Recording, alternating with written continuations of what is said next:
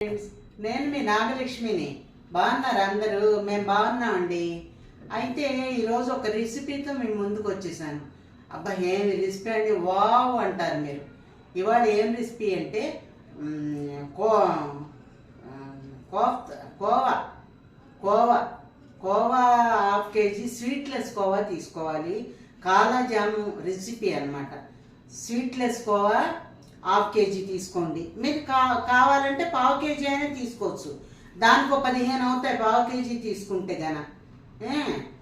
ఇది పన్నీర్ ఉంటుంది కదా, పన్నీర్లో సగం తీసుకోండి. నేనైతే అవి ఉండలు చేసుకోవాలి, నూనెలో వేసుకోవాలి. నూనెలో వేయించాక నెమ్మదిగా లో ఫ్లేమ్లో వేయించేసి పాకంలో వేయాలి. పక్కన పాకం చూపించాను, అవే కాలాజామ్. మనంగా వచ్చేయండి.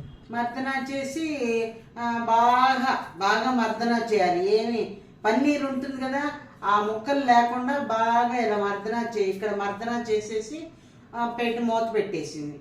అదేంటి, మనం కాసేపు ఆగి ఒక అరగంట ఆగాలి.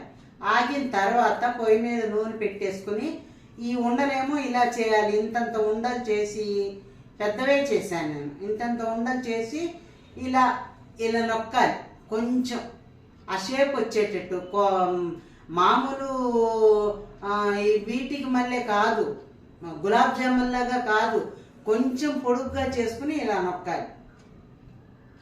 నొక్కేసిన తర్వాత అంతా అయిపోతుంది. అదంతా చేసేసి ఒక్కొక్కటి నూనెలో వేసి తీసేయాలి.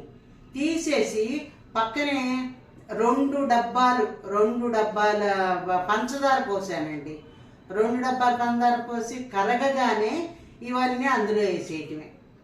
వేడివే వేయకూడదు. కొంచెం చల్లారాక ఒక వాయి తీసి చల్లారాక వేసేయండి. మళ్ళీ ఇంకో వాయి వేసి చల్లారాక వేసేసేయండి. పాకంలో వేసేసిన తర్వాత అవి తీసి పళ్ళెంలో పెట్టుకోండి. పళ్ళెంలో నేను గిన్నెలో పెట్టానండి. ఇడ్లీ పాత్ర ఉంటే దాంట్లో పెట్టాను. అన్నీ చుట్టూతో పెట్టాను. అంతే, ఇంకేముంది, కాలా జామ్ రెడీ. నచ్చితే లైక్ చేయండి, కామెంట్ చేయండి, సబ్స్క్రైబ్ చేసుకోండి. చివరి వరకు వీడియో చూడండి. బాయ్. ఇది కోవా తర్వాత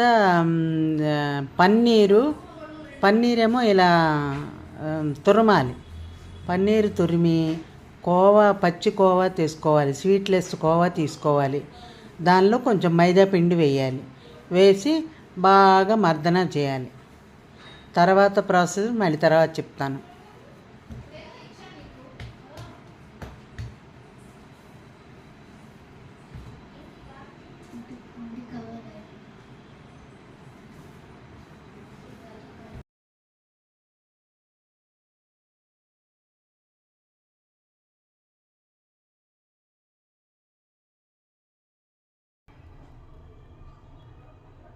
పాకం